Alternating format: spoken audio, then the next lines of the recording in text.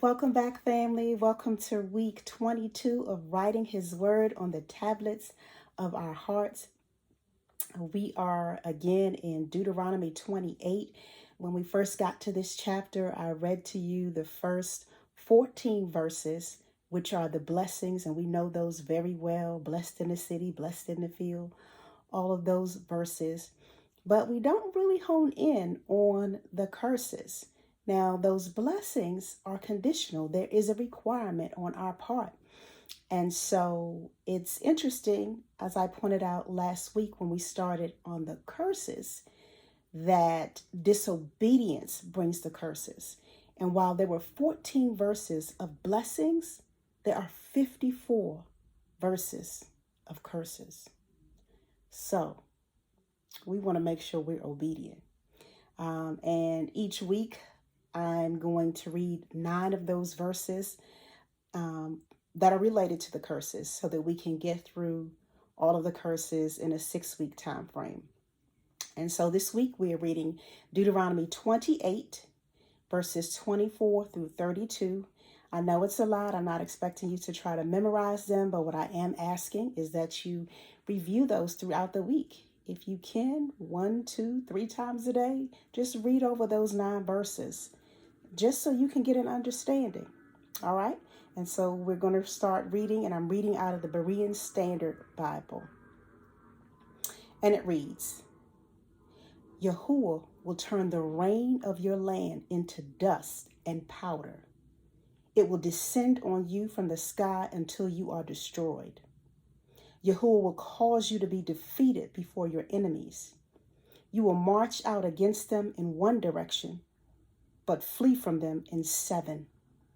You will be an object of horror to all the kingdoms of the earth. Your corpses will be food for all the birds of the air and the beasts of the earth, with no one to scare them away. YAHUAH will afflict you with the boils of Egypt, with tumors and scabs and itch from which you cannot be cured. YAHUAH will afflict you with madness, blindness, confusion of mind, and at noon you will grope about like a blind man in the darkness.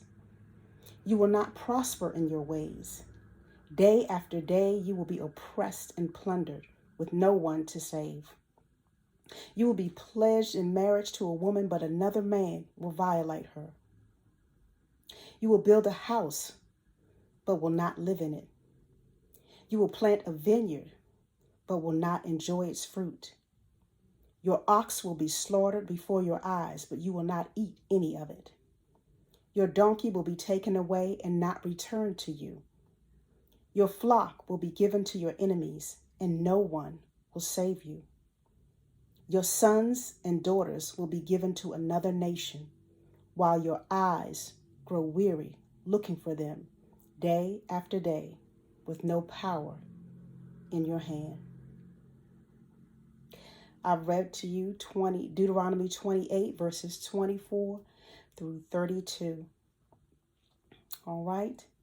And remember, for those who are new to watching me read these scriptures, I know you're not familiar with the word YAHUAH, but that is the Paleo-Hebrew name versus the title, which in English is Lord. All right? And remember that YAHUAH loves you.